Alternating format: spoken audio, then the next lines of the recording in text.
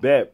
Welcome to the Kyle Brown Podcast. We're back again with another episode, and we are blessed, and I say blessed, to be here with someone that is amazing, spectacular, and all of the above.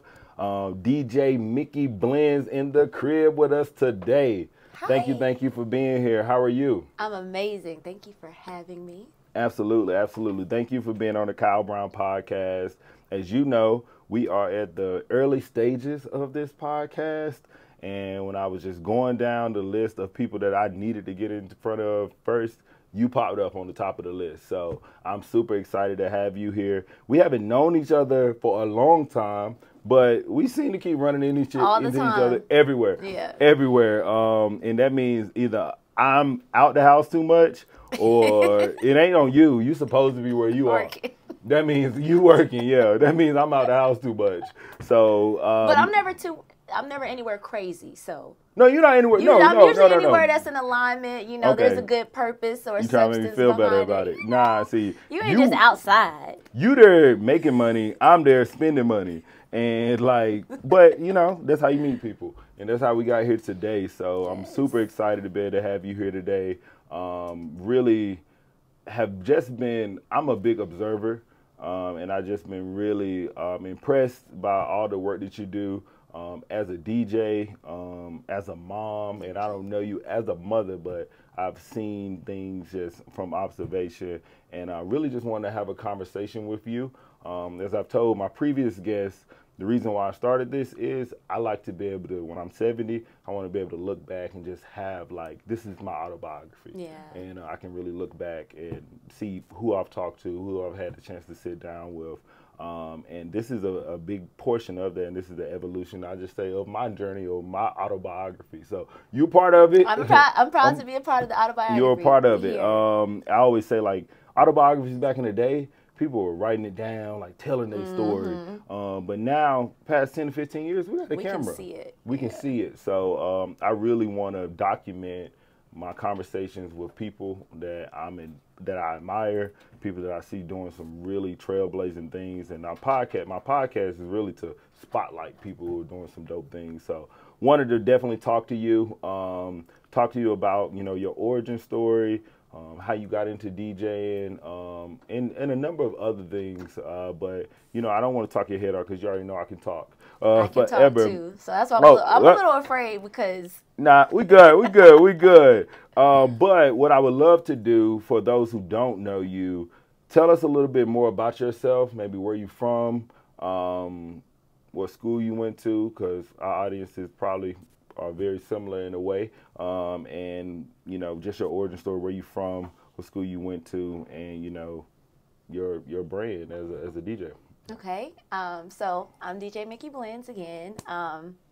Those of y'all that know my government name, some people know me by Aaron, but I graduated from North Carolina A&T, class of 2014. Okay, I was a communications major, so shout out to all my Crosby kids. Let's see. Born and raised in Charlotte, and I've been DJing now for, I guess, 10 years. I started learning in 2010, so it's kind of hard to plug my start date for when I actually started learning and when I actually started getting gigs. But music has kind of just always been there since I was like younger and in middle school and stuff. So you a decade in the game at this point. Like you think about it, like that makes me feel a little old. That means you are a well-seasoned professional. Thank you. So you are a decade in the game, and like when you say it like that, you really know your stuff at that point. Like, you know what I mean? Like when you think about like 10 years, like, you know what I mean? Like 10 years of DJing, 10 years of mastering your craft, 10 years of figuring out what works and what doesn't work. And now you're at a point now where you are booked and busy. And if y'all don't know, this woman is booked and busy. And that's why I was really excited to chat with you, because you are very busy. You are very busy as a DJ, and not just as a DJ, you have a number of other responsibilities, and you're balancing them. It just seems seamlessly. And you are like looking like you're just doing this thing. And I think it's important also, didn't know you were a communications major at A&T. So I always say, like, people aren't just great because they're just like just woke up and be great. Like, you got a background in communications, media, and things like that. So that's probably where I would want to start. Like, your origin of, like, how did A&T, being a communications major, kind of help you broaden, like, your lens of music, media, communications, and things like that? Did that help you at all? Yeah. Oh, it helped a ton because, well, I'll honestly say that when I first got to A&T, the plan was to be a civil engineer. That came from my dad, because my dad was like, we're spending money on school, you're going to go and you're going to make this money worth it. Like, you're not going to just be going up there to study something that's easy. And I'm like, it's not that it's easy. I want to love it. I want to love it.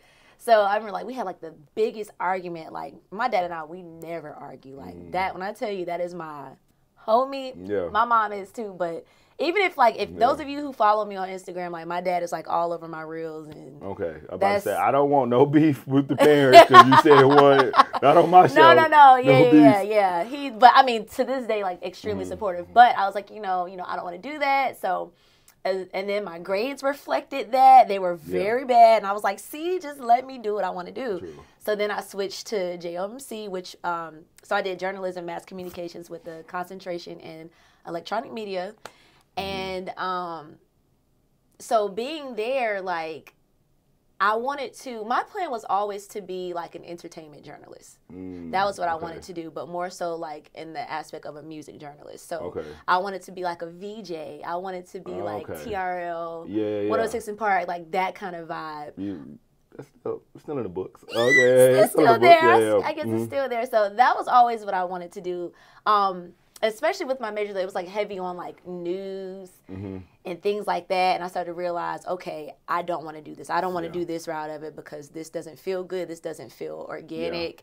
It felt very forced. And then you had to create stories. So that was weird too. So a lot of things you see like on the news, it's really bull because they have to create stories. They're finding something to create. Put a spotlight on and like, this is what we're going to run and it'll feed into a negative narrative because people are naturally attracted to negative things. So I was like, I don't really like this. But at the same time, like, I was there my sophomore year, and I was like, I've always wanted to learn how to DJ, and just realizing that I was in a space where I could get my hands on it and I could actually learn it. I was like, dang, I could actually learn this.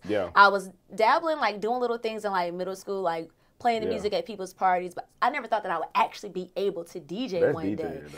I didn't know until, like, I looked back, and I'm like, damn, this has kind of always been in my life. And, so, like, I reached out to Weatherman, and I was like, hey, DJ Weatherman. I know I'm talking about the news and journalism right now. I reached out to DJ Weatherman. They're going to be like, you reached out to who? Right, the Weatherman. He went to Independence with me in high school, and so he also ended up at A&T, so I was like, oh, I asked him to help me. So I reached out to him, and he was like, no problem, whatever.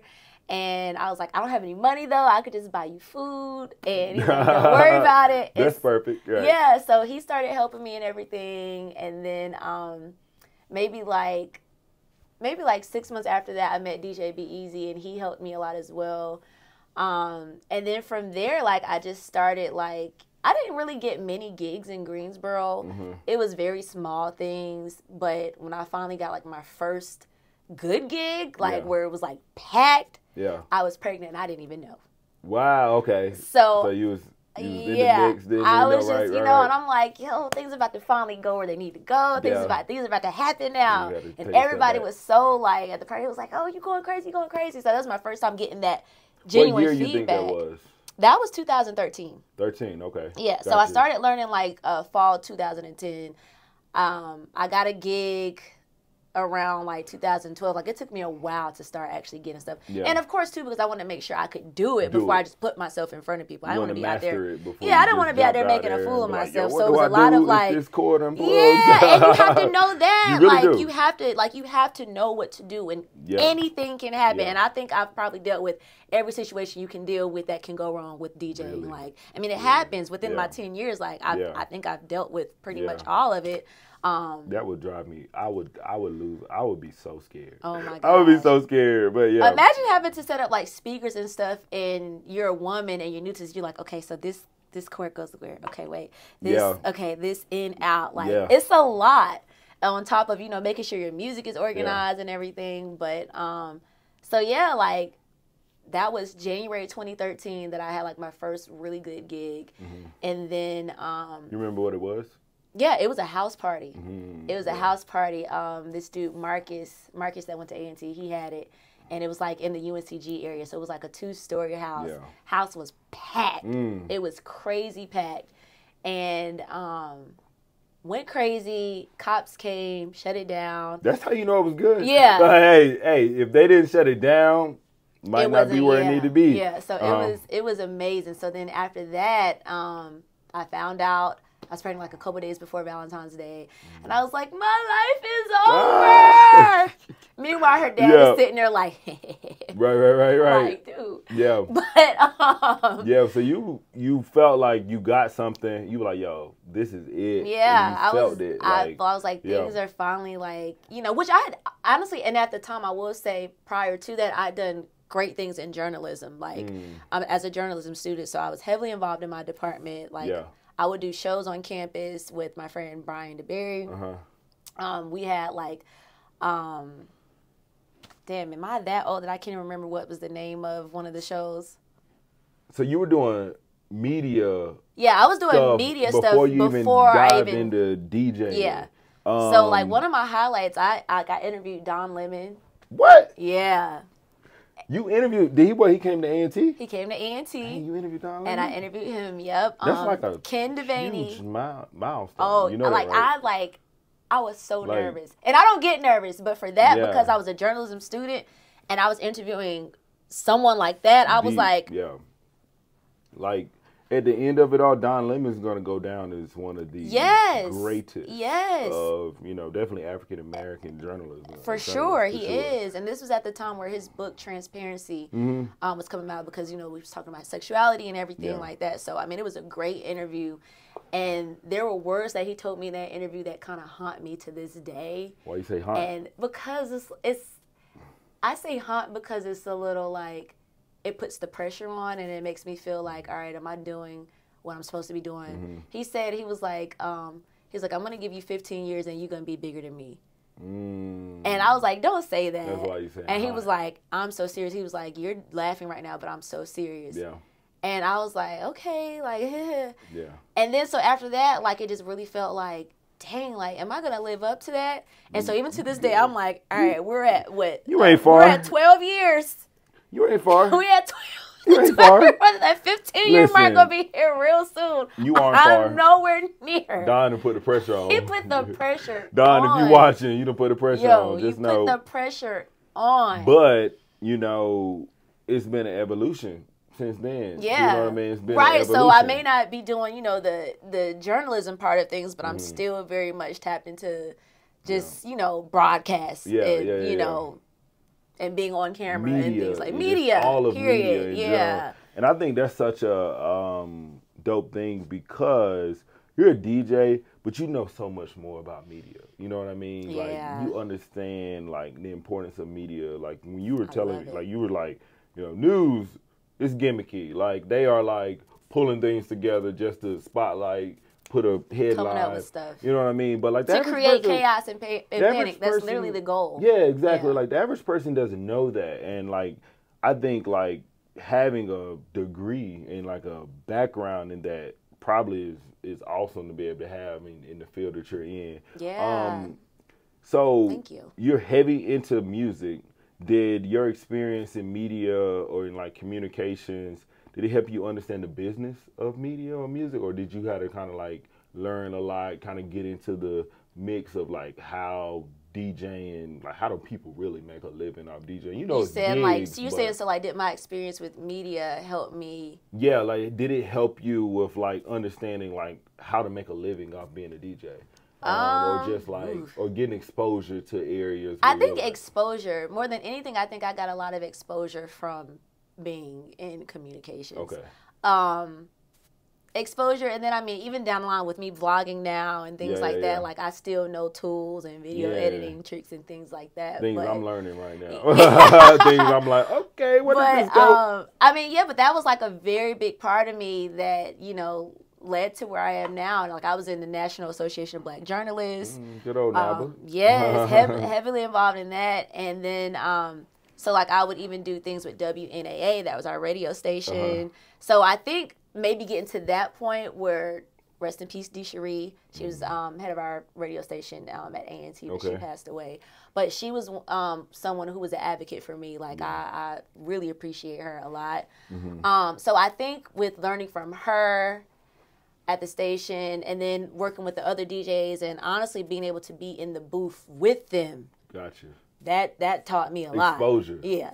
You got to be in the booth. Being like, in it and seeing how it goes firsthand and seeing what can go wrong and, you know, knowing how to... The one thing that irritates me about people when it comes to events is people think it's so easy to put a playlist together or be the DJ. And it's not. It's an art to it. Completely. And it's timing that goes into all of it. We can't just go into it and start playing all the hits. Yeah. You gotta warm them up. You gotta take them here for a little bit, take them to this location for a little bit, and then we'll trap it out for a little bit and play this and that or whatever. But people think that you're just supposed to like, oh, can you play this now? Especially like kids. I'm like, hold on, give me a second. Chill out now. That's why I don't like doing Sweet 16. Chill out. No Old Town Road right now. Listen, okay. NBA is coming. Right. Give me a second. Yeah. So, and I think the timing piece is definitely a big one because, a lot of people think they can pick up the aux and the playlist and it's just going to go. And it's not going to work. Definitely if you're doing like a 3-4 hour event, that's the hard part. Like, you don't realize how many songs fit within 3 to 4 hours. Oh, yeah. So talk to me about, like, preparing for an event. You know what I mean? Because one thing I really, really admire about you is I've been to events, and you didn't know I was there, but I didn't know you were DJing. Yeah. Because you sounded different in each event. And I thought that was awesome. Thank you. That makes me smile really big to hear that. Was awesome. And I've been to parties, and I'm like, I know who the DJ is. And I look, it's them. Yeah. And I've been to multiple events. And I did not know who the DJ was.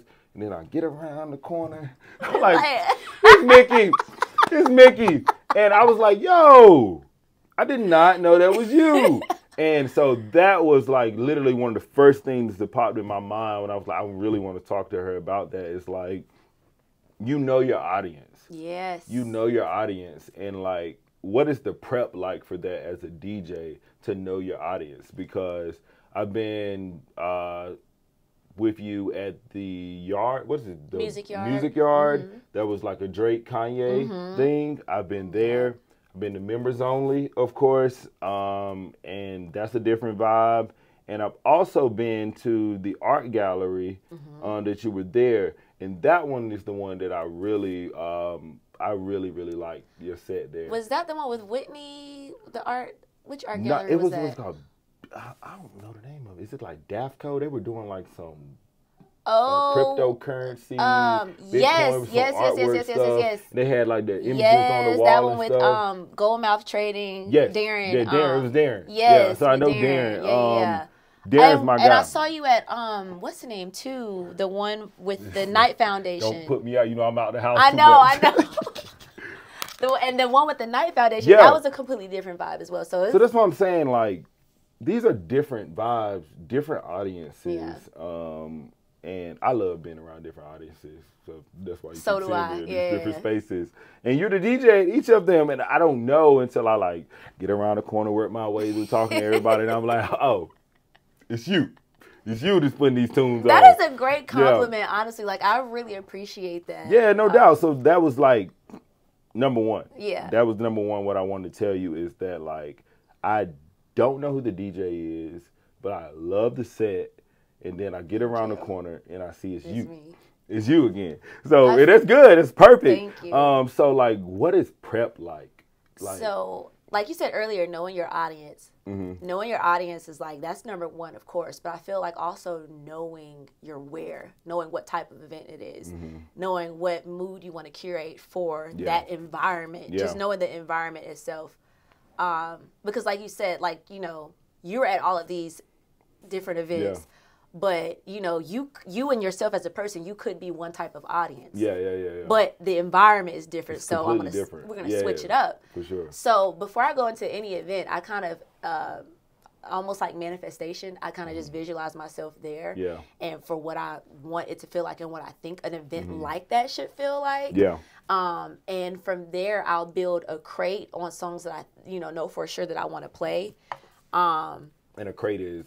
A crate is, like just like back in the day when DJs would have these big ass crates and they would put it's like that, but it's virtual.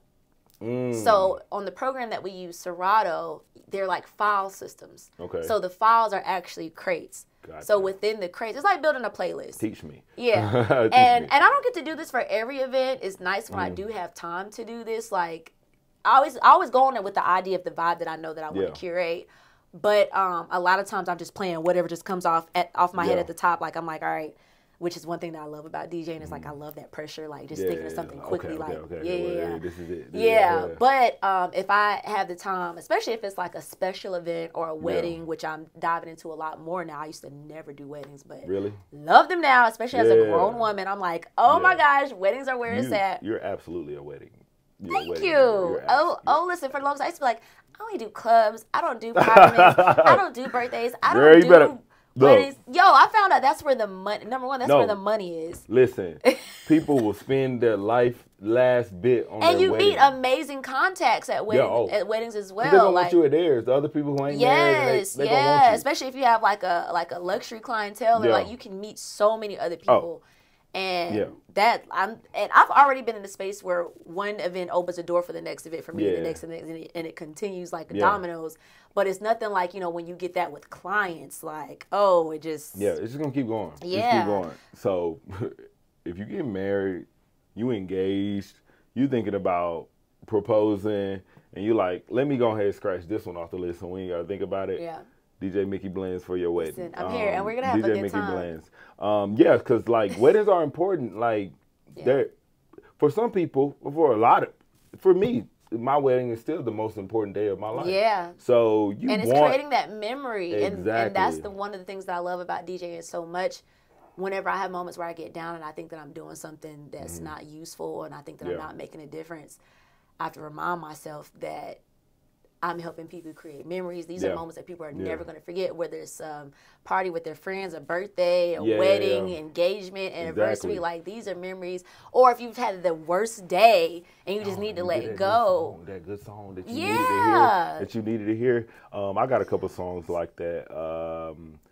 Before I tell you those songs, because I just like to tell you the song that I like to listen to get me in a great mood.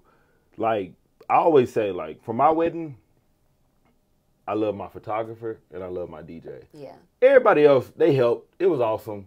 They did their part. But they made it. But those people made it. Like, I can look back at my photos. I can remember the song that I walked down to. You can hear the songs, I remember the song that, like, my wife Tia, she was scared to dance to. And what we danced to? We danced to, like, we danced to 1+1 by Beyonce. Oh, that was y'all's first dance song? Yeah, wait, you chose it? Oh, yeah, that's my song. Hey, 1+1 Beyonce. Oh, you said it so masculine. 1+1. Nothing. Okay. Oh, boy, that 1+1 is... It's a beautiful song. That's a beautiful song. And it's crazy because my second favorite song by Beyonce is Me, Myself, and I. Oh, my God. I love that song. Because she's talking about being one there. Yes. Me, Myself, and I. And then that was my favorite Beyonce song. I love and that then song. When I was getting married, I was like, I really want a song that means something for us. And 1+1. I'm like, dang, how did Beyonce know me like that? So it was Me, Myself, and I don't want you niggas. And then it was like a 1+1. And like that was like of all the weddings I've done, I've never seen anybody dance to that song for their first song. So that was a great choice. I was gonna say, it's like it's nice that it's unique like that. Yeah, 1+1 was my song. Yeah. It is something. Like y'all get me a little teary eyed on that 1+1. Well, catch me a karaoke night. Yeah, so don't do that. Don't do that because she knows she will put me on the spot on karaoke night. So music definitely puts you in a zone and a feeling, and it reminds you of the moment where you were at. It reminds you of like the feelings that you have, and it brings back every emotion that you might have been in that moment. And so DJs are so important, so important. And on top of it, I know everyone asks you this, being a woman DJ, you've like, me personally, I think you are the DJ of Charlotte. I'm gonna give you that. I think you are the DJ of the mass of Charlotte, of what people would want to hear and want to make sure that they have an event of caliber. So thank you. With that, like being a woman DJ in this space, like how did you kick down that door? Like you kicked it down where there's a lot of male DJs, there's a lot of guys who are in certain spaces, but you've been able to navigate that space seamlessly, and make a living off of being a DJ. Like, is there any secret sauce to that, or is it just your magic? Secret sauce? Maybe there is a secret sauce. I feel like stating your boundaries, number one. And that's one thing that you really have to do as a woman in a male-dominated industry. Like, look, I'm not here. What Ebony said off Players Club, I just came to dance. Right. That's it. That's it. I came to DJ. That's it. And making that be known. So I think just really letting my talent speak for itself. Yeah. Because people are always, they're looking like, when you come to the door, they're like, she ain't about to do that. She ain't about to. And then the whole event, they turn around like, So I think creating that kind of shock factor. Yeah, shock factor. That really did it for me.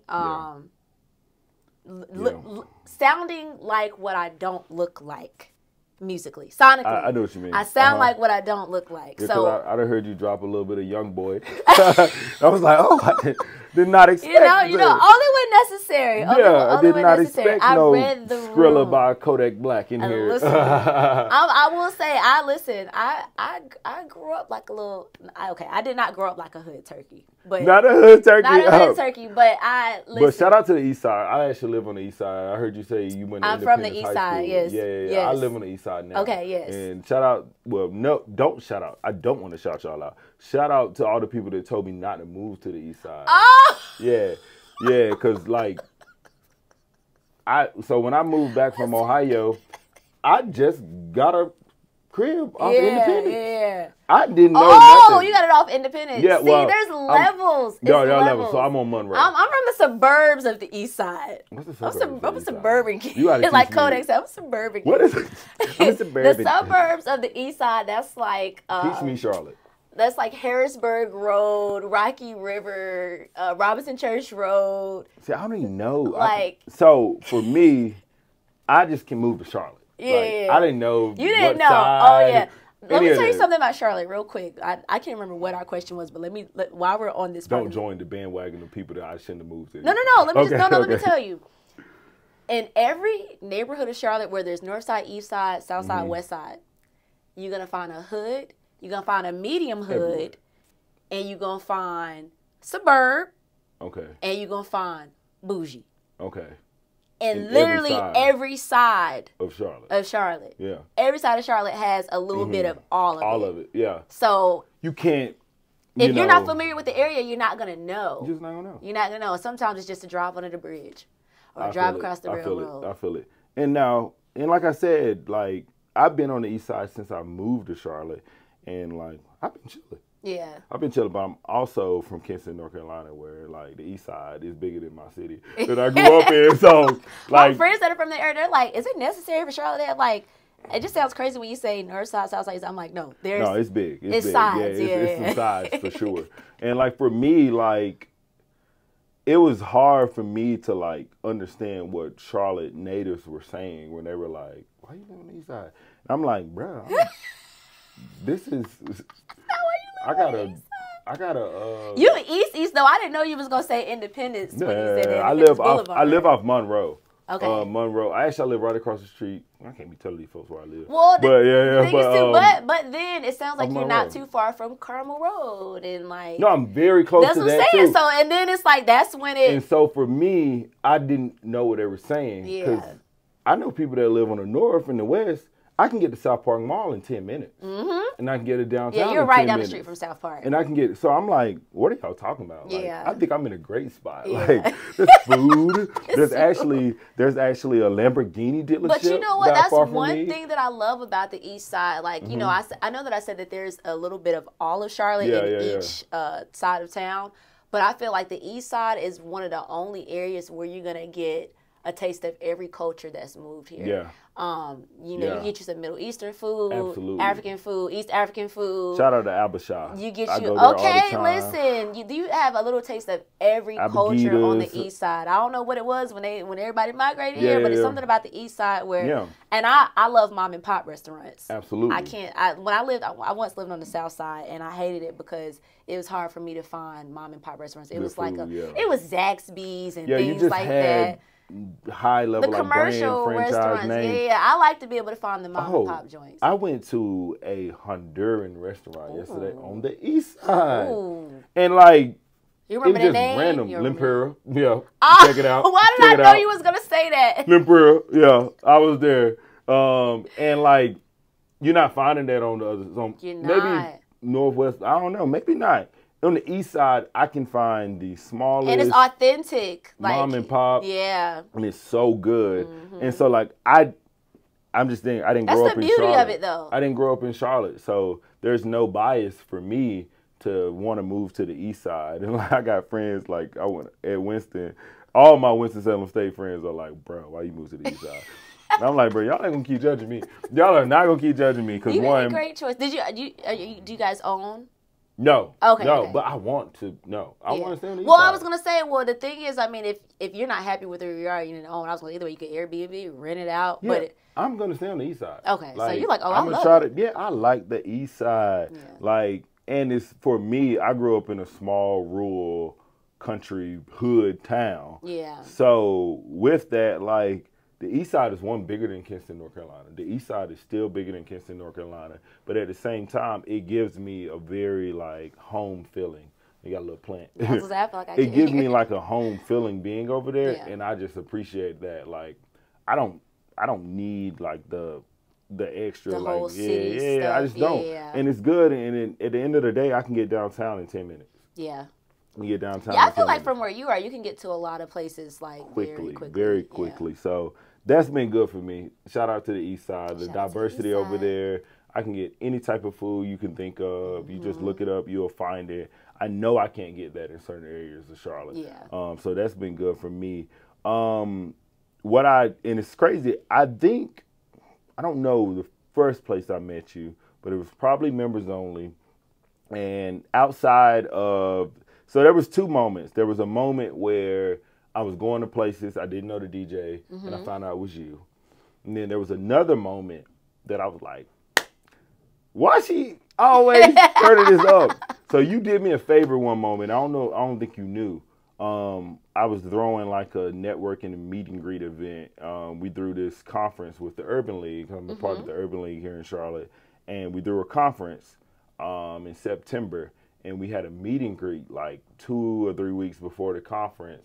And you came early, and like at the end of my meet and greet, you went and DJ'd. You had already set up, and you started DJing a little early, and people loved it. They loved it. I'm like, shout out to her.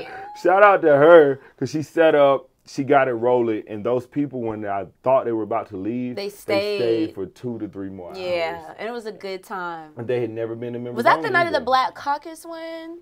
No, not the Black Caucus. That was another one. It was the one before that. Okay, it was before that. It was before that. So you did your thing there too. Thank two you. times. So it was one before that, and those people stayed, and most of those people had never been to members only. Yeah. Like literally like 3/4 had never been to members only. And I was like, dang, like she really like kept the people there. Thank you. I really appreciate that. And I was like, yeah.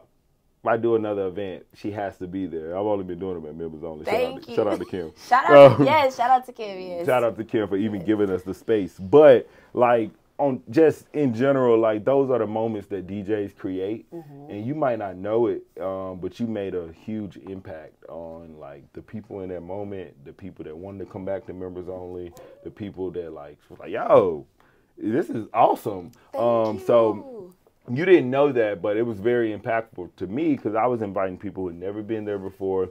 They wanted to try something different. I wanted them to try something different too. And we did it there, and I didn't have a DJ. It was like a happy hour, and you made it a scene. You made it an environment, something that they can be able to point back to. Yeah. And those people, and you even helped me from a revenue perspective, those people bought tickets to conference. Yes! Because they had such a good time. And when I thought they were leaving, I still had time to talk to them. Like, yo, you gonna buy this ticket? You gonna buy this ticket? That makes me feel so good. Because they stayed for like 2 more hours. I don't think you're gonna leave. And they ended up buying tickets to the conference. I probably was at, I can tell you, I was probably at like 70 some tickets sold. And I know by the end of it, we probably had 120 people at the conference. Oh, nice. This networking was just a week out. So I know from that networking event into the event, we probably sold like 50 to 60 more tickets. So like, that's amazing. Those spaces mean a lot. I had so, no clue of any flowers. of that. So here you go. Thank you. Flowers. So yeah. I feel like I keep speaking knocking into the speaking of the flowers. It's my ponytail. It's knocking into the tree. So I appreciate you for that, though. Yeah, let's move the tree. Yeah, just slide it back a little bit. So I appreciate you for that because you really created an environment that, one, I didn't expect to be created. I just thought people would come through, talk, do what they do. And it was a really good environment for sure. So that was awesome. But to make a quick pivot, I'm interested in weird things. Like, not weird things, but things that, like, the average person may not ask, or just, like, things I like to, like, dig into. I like weird things. Yeah, I do, too. I watch a lot of documentary, history, like, stuff, and then stuff that, like, you know, a lot of people don't look. I was a political science major, so I'm always looking at history stuff. Mm-hmm. When it comes to DJing, I don't know the difference between DJing, producing, and engineering. And you're a DJ, but you also have what would you call it? A mixtape? Yeah. You have a series of mixtapes. Series of mixtapes. You have a series of mixtapes that you have Micki's Interludes. Is this 1 through 5? Yeah, it's 1 through 5, and I've been debating if I'm going to put out 6 this year or if I'm just going to leave it at that. I think you need to do 6. You think I should? You should do 6, so I'll be listening to it. Because last year I was like, all right, this is it. I honestly know the year before that, I was like, this is it. I'm not going to do anymore. And it wasn't a mix. I did a playlist because I was being extremely lazy. And then the next year I was like, what was I thinking? I think I'm going to leave this series on just a playlist. Yeah. Let me do a mix, and this is going to be my last one because it's 5. I'll just leave it at that. And then I've been debating like. Nah, like, I don't care if you change the name. That ain't on me. I think you should keep doing it. Or make it an ongoing thing where it's not just something that I put out. Because I put Micki's Interlude out Valentine's Day every year. I've done that since 2017. Gotcha. So maybe I can turn it. It's always Valentine's Day every year. Top. The clock is ticking. The clock is ticking. So DJing, producing, engineering. You call yourself a DJ, but when I listen to your mixtapes, it sounded like a production. So if you don't have to go in super detail, but what's the difference in your eyes of a DJ, a producer, and an engineer? Okay, so for me, I consider myself just the DJ because I'm selecting the songs and I'm mixing them. I'm blending them together. Mm-hmm. From a production standpoint, it could be considered produced on an executive produce level. Mm-hmm. Like how you have, say you have like certain albums that like Future may have executive produced or something like that, where he's not necessarily making the beats, but he's kind of saying how it should go. Like 2 Chainz did an album and LeBron James was the executive producer. Yeah. I liked it, but I love LeBron James, but it was weird. He want to be in music. He want to be in music so bad. Yeah, so bad. So like, bro, be good at what you at. Be good where you at. And I love LeBron James, but 2 Chainz, go to ATL Jacob next time, bro. Okay. Yeah. So that could be a part of production, like on an EP level, but then production can also be simply as a producer where you're actually raw, like you're making the beat. You're putting the drums, the strings, the chords, you're putting everything together. Yeah.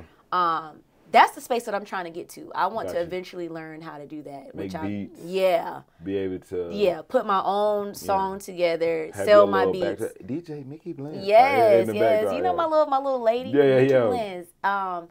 And then engineering is you're making sure everything sonically comes together. Gotcha. Smooth. So that smooth. Yeah. Everything is like butter. So, okay, that's good. So what is Kanye West? You see how big I just smashed? So So what is Kanye? Because he gives me. He's. I know. It's okay. Okay. I'm gonna just be real. I'm gonna be honest. I'm a big Kanye fan.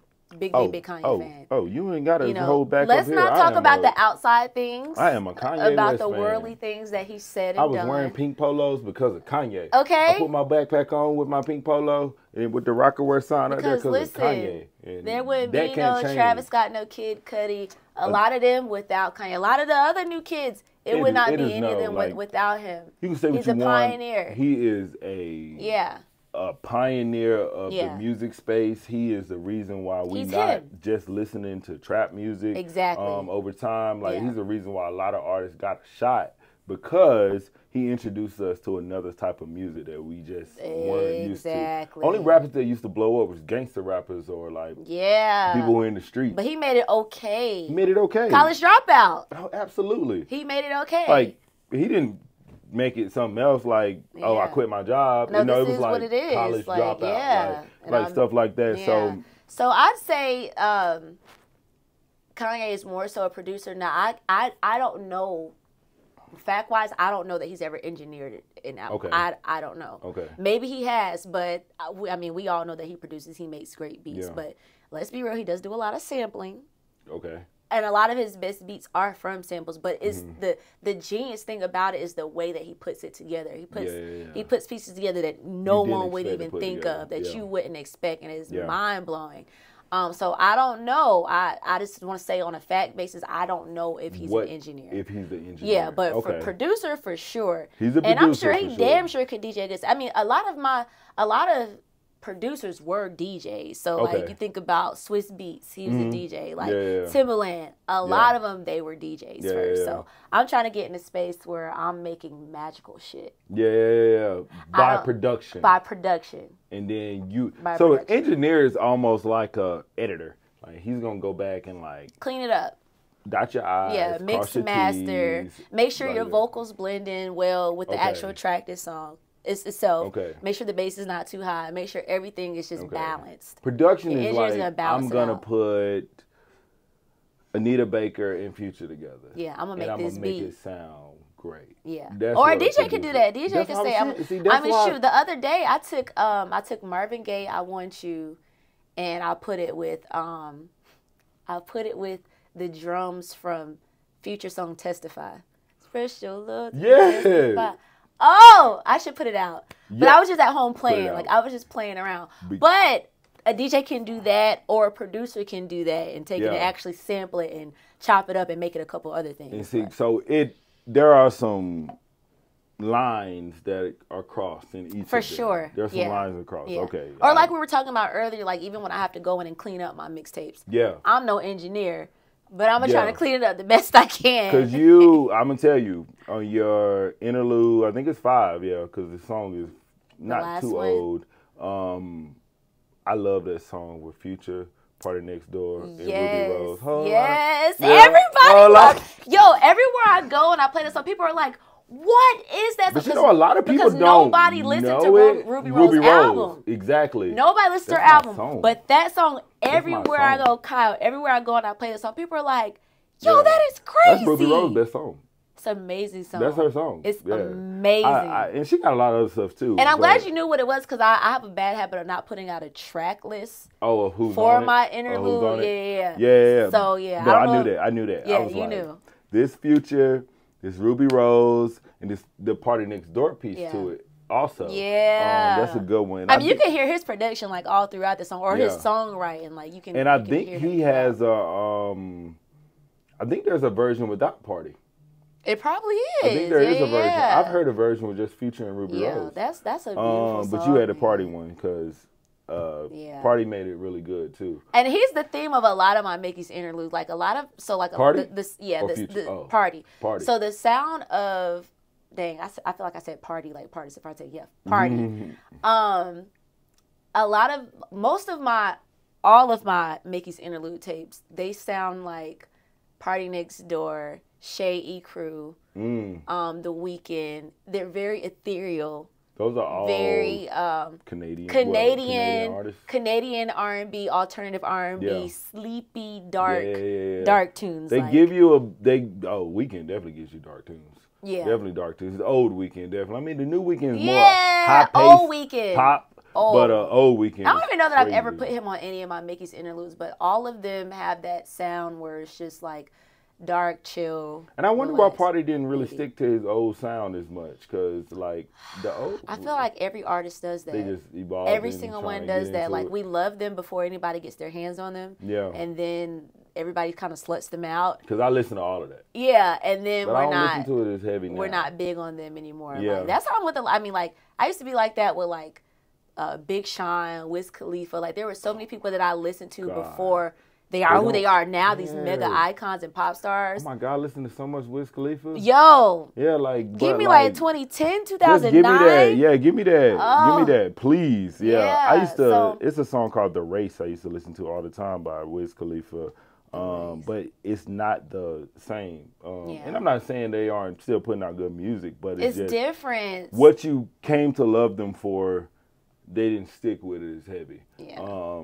And I will say, and maybe you'll disagree because you listen to music and you got a different ear than me probably, but I think Drake is stuck with his guns. Like, well, here's the thing about Drake.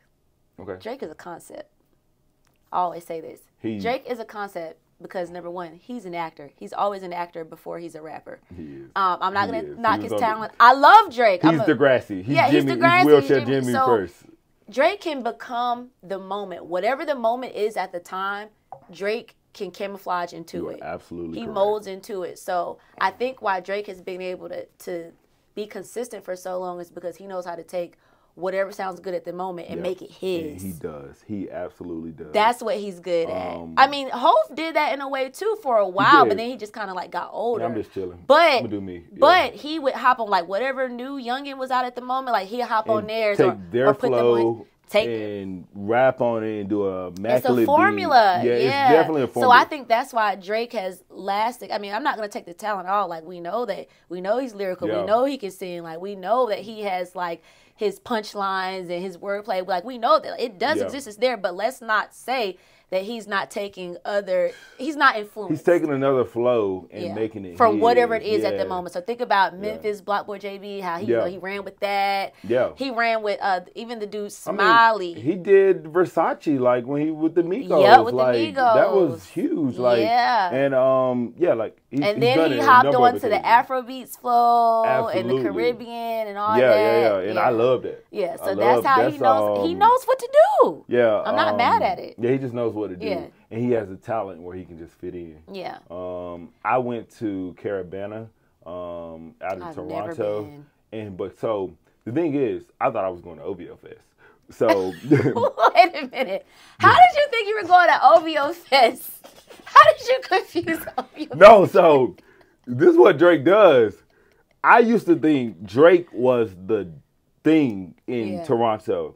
He does OVO Fest on the weekend of Carabana every time. So I thought I was going to OVO Fest, and like a week or two before, I was like, oh, wait a minute. Oh, this is a thing called Carabana that is bigger than OVO Fest. Oh, yeah. And I got down there and I didn't do nothing OVO Fest. But you probably had a good time. Amazing time. Yeah. And this is when he was dropping like Controller and One Dance. And like those songs hit so good at Carabana. I bet. And so I just really like, he just adapts to the time. He knows his audience. And even if he doesn't know, he knows his audience. But even if he makes a song and like his main listener who is used to this type of Drake, he's reaching another group. And that's like the Honestly Nevermind now. Like his house beats, his upbeat pace. I went to Spain and like that music would have been perfect. Right. It wasn't out when I was there. Yeah. But it would have been perfect. It would have been perfect when I was there. That's that Ibiza type music. So like I went to Ibiza. Yeah. That's where I went. Yeah. And if I would have had Honestly Nevermind, it would have been amazing. But they did have Bad Bunny. He was everywhere when I was there. But like I think that adaptation part is key. But at the same time, for a DJ, you got to adapt too. You have to adapt Because these events are not the same. You do. They're not expecting the same type of music. And definitely sometimes when you have a person that is running the event, they got their idea of what they want you to play. Mm-hmm. And then there's an audience and there's an actual vibe and feel where you have to meet the needs of that audience and crowd. That is what makes me want to retire. Oh, no, not retire. I'm so serious. Dog, let me say you got 3, 4 more years. Look, I low-key was like, look, if by the time that 15-year mark is up and I'm not where Don Lemon said I'm going to be, I'm done. I'm going back to corporate. You good, I really want to live a quiet life. I'm not going to hold you. I would love to live a quiet life where I don't have to perform for a living. Like, true. Sometimes I just want to be. I don't want to have to be Micki all the time. You know what I'm saying? Like, nah. But what you were saying, like, there comes a point where you have to kind of align with whatever is. I don't like that. Yeah. Like, I like what I like, and I want to genuinely play what I like. And I hate feeling like I'm in a space where I have to play songs that I genuinely don't like. Yeah. Like, it's some, like, I want to say. Is it because of request or? No, I think it's because of the frequency and the. This could get controversial. I want to make sure I say this the right way. I feel like, and I don't feel like it's our fault as Black people. Yeah. I do not feel like it's our fault. Mm-hmm. I feel like for centuries, for a while now, we've been trying to assimilate because that's what we've been told to do. Mm-hmm. So we were assimilating so long because, we had to do with what we were faced with. Yeah, what we were faced with, and if we wanted to get ahead of life, we had to do it this way. Yeah. Okay, and now we're in a space where we started getting our own entertainment corners and networks and things like that. But then, there are white people who are actually in control of those things that are over the record labels. Yeah, and so now we're onto our own frequency. We're no longer really trying to align with the white people, but are we really on our own frequency? Yeah. Because it's still the white people that are behind the doors. Yeah. They're really the gatekeepers of our own shit. Yeah. So, and these are also the people who fund private prisons and things like that. So I feel like we're in a space where the music we're performing and the music that we're listening to is not good. Yeah. It's not good. I'm not saying that nobody's making good music right now. It's the message. It's the message, and it ain't positive. And I'm 31 now. Like I'm not in a space where I don't want to send that message out. That's one thing that makes me feel like I'm kind of compromising who I am. But at the end of the day, I got to play what people want to hear. Yeah. And I don't like that. Do you feel as though you're playing this music in spaces where people don't even understand that music? Like, are you playing this type of music at events where those people just want to hear it because they know it's hot, but they not. There's that, but these are also still in rooms full of us. Oh, a room full of yeah. Like I'm damn sure not gonna go in a white space. Like I get those gigs, and I'm like, I ain't about to try this out for y'all. Yeah. No young boy. I ain't gonna do young boy like that. But you know what I'm saying? Like, and I love them too. Yeah. But at the end of the day, like, I'm gonna be aware of the message. I mean, you're aware. I'm aware. Very much aware. Very aware. Yeah. And it's important because we love what we love. It's coming from our people, but and let's not say we didn't grow up on some craziness too. Oh, like, absolutely. Listen, the core of my musicology is 3 6 Mafia. Like that's what my dad, my brother, my sister, like that's what they were playing for me. It was now granted I got my Outkast sprinklers, I got my Wu-Tang, but very big on 3 6 Mafia, Pastor Troy. Yeah. That was like you said, Boosie, that was my core. Yeah, like and I love Boosie to this day. Yeah, but to the point that we're at now, it's like it's too much. Yeah, it can be a lot. It's too much. I mean, and I feel like it started with Chief Keef in that first damn video. He from that moment, everybody took off and everybody videos started following that formula. So so and maybe this is my fault as well because I have a problem with throwing my own events because I always feel like I don't want to have to worry about that. I just want to worry about the music. I don't want to have to worry about tickets, marketing. I don't want to think about none of that. I really just care about the music. But people are like, you should throw your own events. And so maybe that's where I'm getting in my own way, is not throwing my own events, so that I can create a space where I could just play what I want to play and know that the people will come to it. Yeah. So if you were at your own event, what would you be playing? Oh, listen. Oh, yeah, you ready? You ready? You ready? Oh, okay, you I ready? listen. Yeah, I want to know. Okay, listen. I'm still gonna play Future. I'm gonna play some Kanye. Please. But mixed in with that, I'm gonna play some Cheryl Lynn, maybe Encore. Yeah. Maybe a little bit of freaking Michael Jackson. Like I wanna play with music. Yeah. That's what I wanna do. Like I wanna be in a space where I can take like Isley Brothers and throw them on a trap beat, and everybody with it. Like everybody loves it. Like that's what I want to do. That's my ideal event. Is I'm playing every genre, and we're all having a good ass time. Because I'm gonna get back to the trap. I'm gonna we're gonna play it. But people just want you to play trap all night. They do. I'm tired of that. And trap and twerk. I know. And I'm a woman. And it's gonna be so sweaty. And it just ain't gonna work. But here's the thing too, with us both coming from HBCUs, I feel like there's a time for that. So of course, if I'm at homecoming, that's all I want to hear. That's all we want to hear. That's all I want to hear. I better hear Wipe Me Down. I better hear March Madness. I better hear Dreams and Nightmares. I better hear Travis Porter. Because that's where we're at, and that's the time for that. Absolutely. But if it's every weekend at the club, and because I'm the DJ and I got to play this every week, I get tired of it. I know what you mean. So I feel like we're on a programming. I don't like being on that. And we're not getting to the point where we're like diversifying what we could be doing with the music that we have. Yes, like and these sections didn't make it any better. The VIP, the hookah, like it didn't make it any better. It's messing it up. Because those people want one specific thing when they're in that section, so they can stand on that couch. It's for a look. Yeah, it's for a look. It's the appeal of it. Nobody's having fun anymore. My dream event is where Now, my first podcast with my guy Keith, we talked about that. Like, he doesn't have sections in his events anymore. See, I love that. Yeah, so he can play music that just lets people have fun. Yes, so that's what it's about. That's very important though, because you shouldn't have to spend $750 to $800 just to go out and feel like you have fun. I even thought about that for like a concept of the name of a party, like no sections.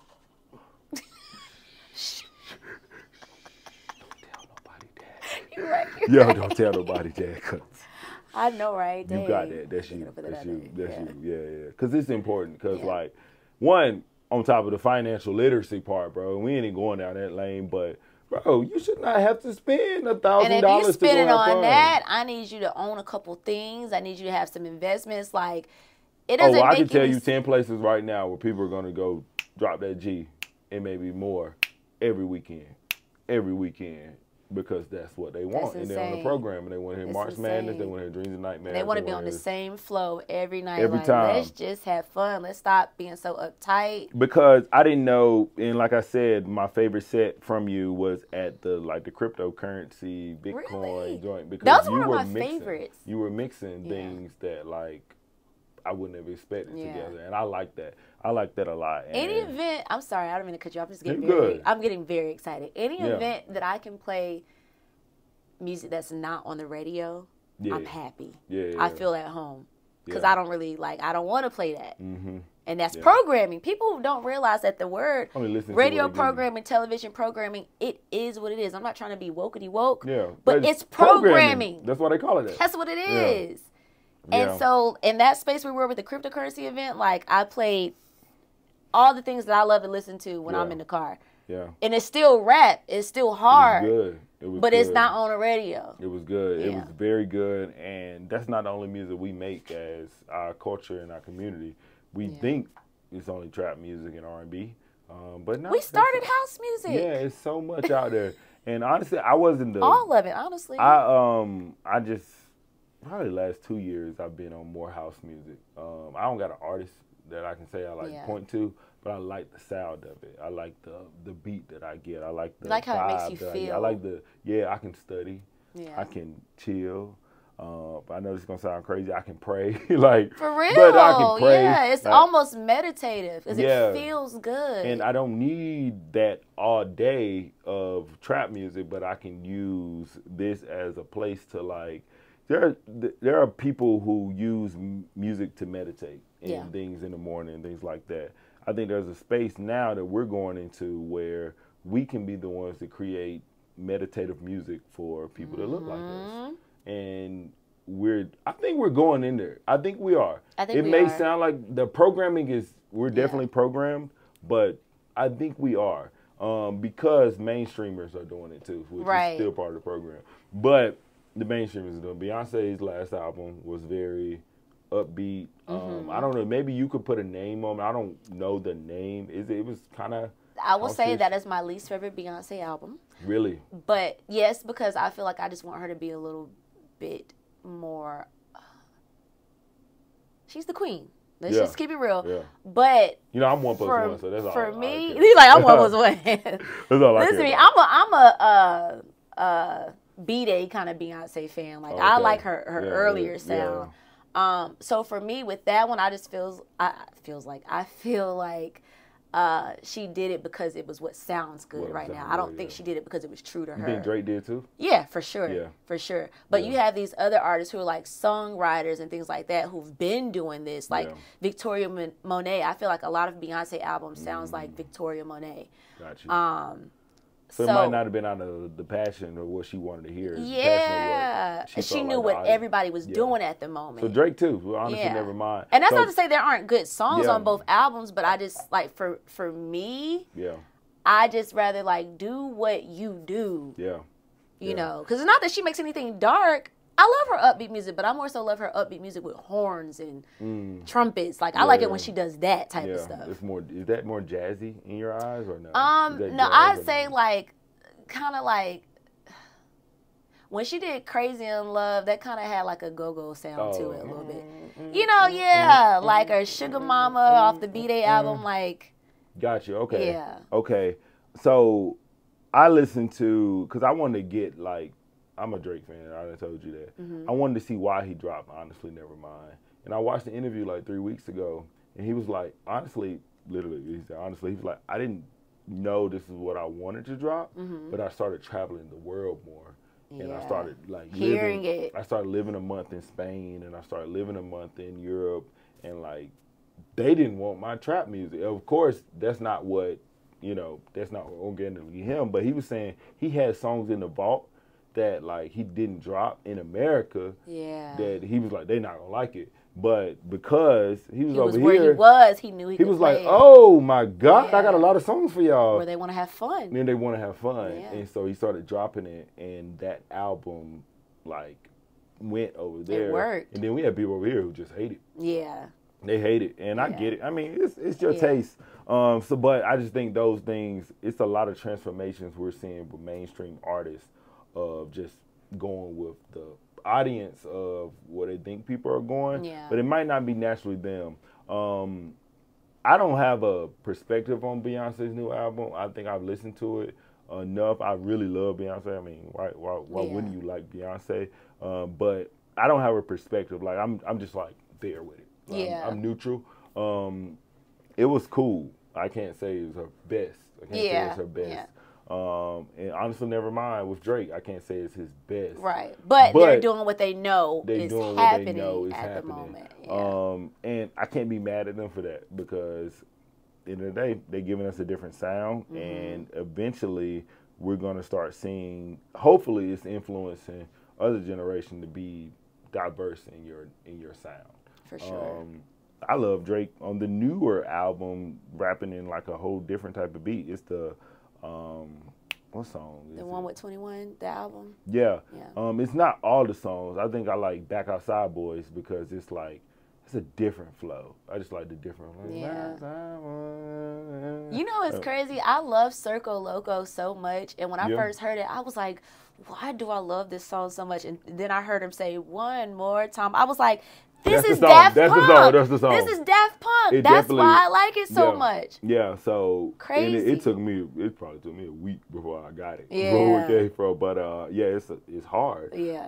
But like, I think we need to be exposed to that too. Yeah. So even if they are stepping outside of their comfort zone and we don't expect them to do that, it's opening us up as listeners. For sure. To be able to like be open to different types of music. Because I was not listening to house music 2 years ago. Yeah. I can tell you that now. See, and I think that's just me coming from being biased. I've always listened to you got it, everything. So like, you got everything. But for me, I wasn't. There was one song. Oh man, I got to tell you, put it on your playlist if you ever want to play it. It's about robbing something, and it's like, I wanna find your love all night. I'm gonna send it to you. Robin Scholes, is it? Is it? It might be. I know he's one of the. No, it's a guys. woman. There's Robin. Just straight up Robin. Is it Robin? It might be Robin. Yeah. That's my girl. Yeah. Yeah, blonde hair. I don't know if you've seen her. She's black? Oh no, this woman's white. No, this is a black lady. Ooh, you have to put me on. You know it. Robin. You know it. You know it. I just can't think of the name. Okay. Yeah. You have to send it to me when we're done. Yeah. Oh my gosh, I know this song, but I might put it as my backdrop for this song, for this podcast episode. But I really love that song. It's one of my favorite songs. Period. But I appreciate you for saying that though. Like even if it makes me feel a way that these artists are hopping onto it now. Yeah. There's joy in knowing that, hey, well, at least it's putting people in a space to listen to something else because it's coming from these artists we wouldn't expect it from. Yeah, we wouldn't expect it, but they are the influencers, and it to the point now where I wasn't listening to a lot of house music, but I find myself listening to that song I was telling you about more. Yeah. I'm listening to it more, and she's getting more listens and more. My sound is definitely changing, so that's definitely good. There was one last thing I really wanted to touch with you on, because I know we've been talking forever, and we can talk forever. And it just be that way. It just be that way. But, and this is something I don't have any background on, but it's motherhood.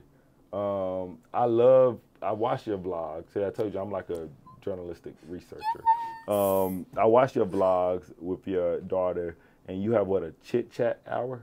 What is it? Yeah, we, and I told myself I was going to record more of that, but sometimes life is just life, and I don't always have time to put the camera up. She's going to be here. But, yeah, like when we do her homework or work on projects, I have like so many things I've recorded, honestly, before I even started vlogging I just never put out. Yeah. But we always record us just sitting down and doing stuff. So, yeah, that's my twin, man. Like I don't literally. Like in every way, like looks wise, personality wise, like that's twin him. Yeah. But it's when I found that, I told you the first thing I said was my life is over. When I found out I was pregnant, I didn't know that having her would encourage me to do what I wanted to do even more. Okay. And it makes me just want to show her like, look, baby, you can do what you want to do. Whatever. Like, I support whatever you want to do. And thank God for my parents that really supported me, because that was the one thing I didn't touch earlier. If my parents weren't as supportive with me being a DJ, I wouldn't be where I'm at, because they were the ones who invested in equipment. Oh, yeah. Do you need us to watch London? You got a show tonight. Like, so supportive from the very beginning. They never once told me that I couldn't do it or it was too late in my life, or you in college, don't think about that. Like the minute I told them that's what I want to do, my dad was like, all right, what we need to get? Yeah. That's good, though. Some parents are like... They did not side. And this is coming from a child who did violin, piano for like 5 years. But when I told them this, they were like, okay, all right, let's go. Let's do it. Yeah. And they supported it. And I think parents should be that way. Like, because you never know. Like, when you pour into your child and it's something they want to do. Yeah. And I hope to be that same way with London. But, I mean, motherhood is it's the most beautiful, difficult thing in the world, because it's a lot of things that you don't understand, but you get the patience to understand it through time. Yeah. And that's when you really find out what love is. Yeah. You think you know what love is before. Someone told me that. Like, you don't know until you got your love for your child. A mini-me that look like you. And when you realize ain't it about you no more? Yeah. But you're okay with that? Yeah. You're okay with not doing what you would normally do, or leaving the party early, or just for real. Like, I will let you know, like, when you're okay with it not being about you anymore, because love is sacrifice and compromise. It's like, listen, I love you this much that this doesn't matter. Hey, whatever I want to do, it does not matter. You'll quit DJing. I will. Listen, easily. My dad always says, one of my dad's things that he said my whole life, if it comes to comes down to taking care of my kids, I will shovel shit. Yeah. That's what my dad always says, being that I will, whatever I got to do to make sure you're good, which is why I think I was stuck in accounting for so long. Because my first job out of school, it wasn't in journalism and mass communications. Like, I had my DJ gigs on the weekends until I could go full-time. But for my full-time job, I was in accounting at Wells Fargo. And it was the only thing that was paying the bills. But it took care of her, and it, got her the things that she needed and put her in the programs that she needed to be in. So... yeah, and now you're at the point where... I just do this full-time, and she's like, Mommy, you got to work tonight? Yeah. And I love any event that I could take her with me. Like, I was going to ask you that. Has she been in any event? Anytime it's a family-friendly event, like, actually in a couple weeks, I have a event with an organization called Hurdles and Hills by this woman named Lanier. Shout out to Lanier. But it's called Hurdles and Hills, and it's going to be a vision board party. And all of these mothers will come with their daughters, and, they'll kind of set their goals for the year, and I'll be the DJ. So that's an event that I'll be bringing London with me. She can work on her vision board. We'll probably speak a little bit.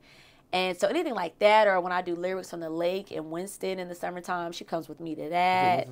Yep. At the, oh my gosh, Sika. Yeah. It's at Sika every other Friday in the summertime. It's a good time. You and your wife, y'all should come out. Come out in the summer. It's a lot of like neo soul performers. They're just musicians. It's just a very relaxed event, and we have like food and things like that. It's a good time. And I love that you're exposing her, because I think my biggest, like, one of the things where I started even the podcast is exposure. Like, I grew up in a very small town. The biggest place was the old folks' home in Houston, North Carolina.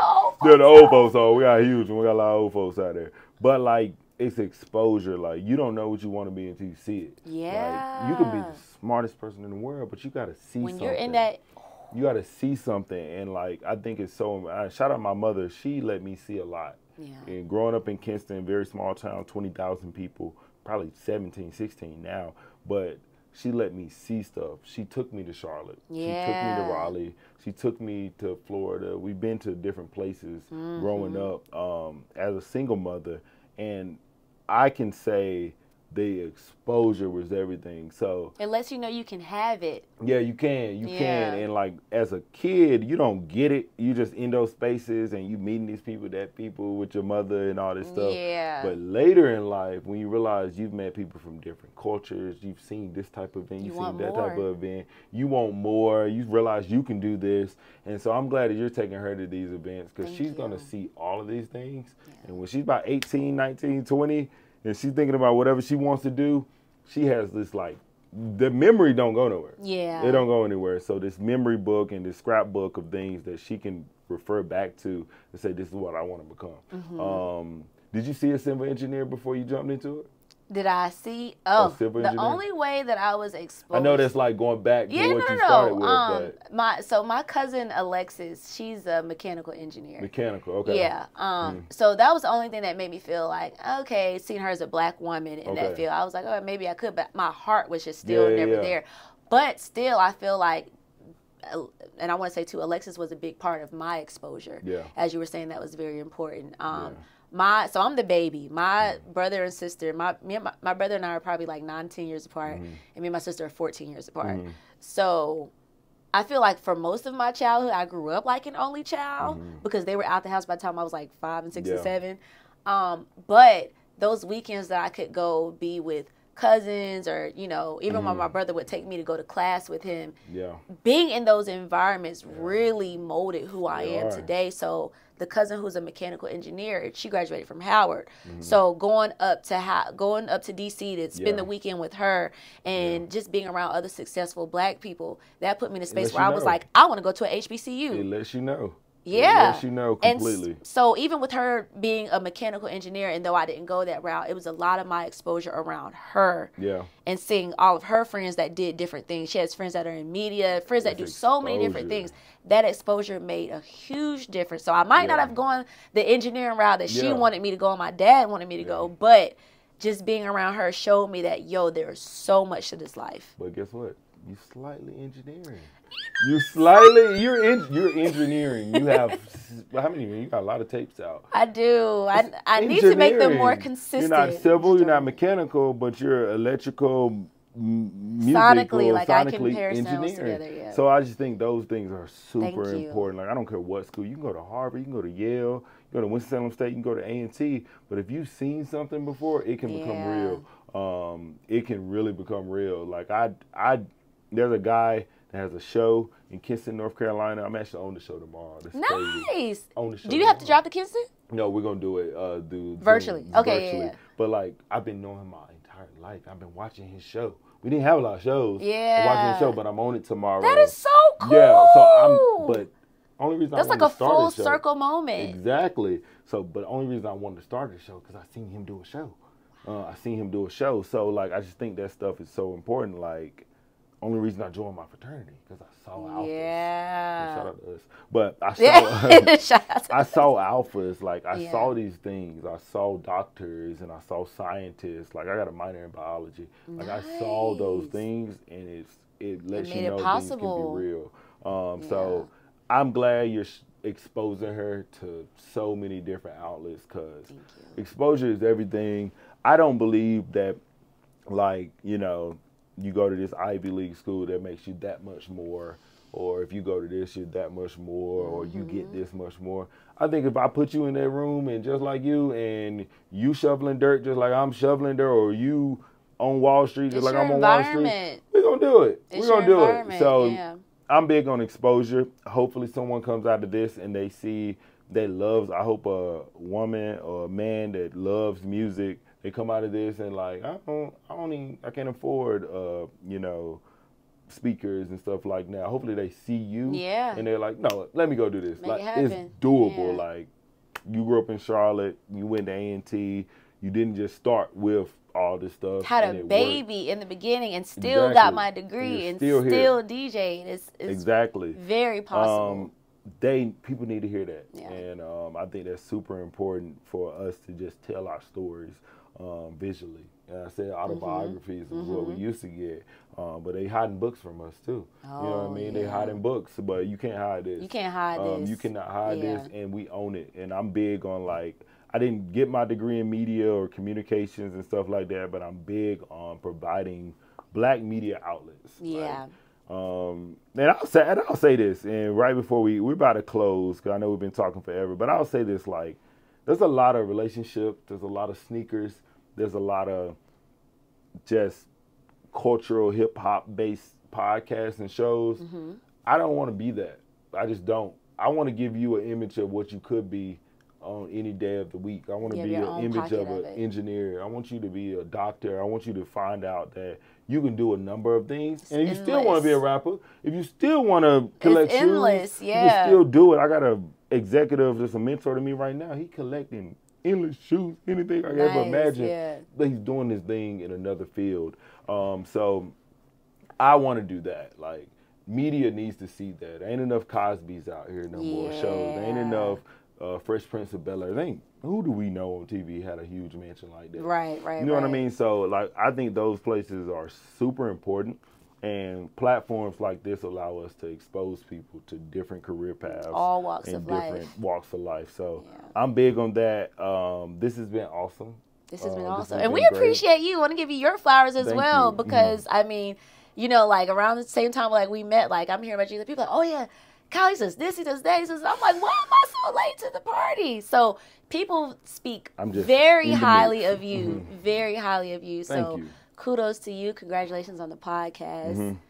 Thank you. Yeah, we need you, and we need a platform like this. So we're going to keep it rolling. We're going to keep it rolling. We're going to keep spotlighting people who are doing amazing things that our community needs to see, and so that they can figure out that it can be them one day. So great. So thank you for being on DJ Micki Blends on the Kyle Brown podcast. We're super excited. This conversation was amazing. And we're going to find you somewhere soon. I feel like I need to come back for a part 2 because I want to talk. I want to talk some more. Hey, now, dog, don't tell me that. Don't tell me that. But I will promise you, part 2, we're in your space. Okay. I want to I need to know what's going on in your space. So we can do that. I want to be in your space. Yes. So let's do it. Part 2 will come. And you never know, soon, later, just be on the lookout. So perfect. Well, thank you again for being up here, and I'm glad you came on. Thank you.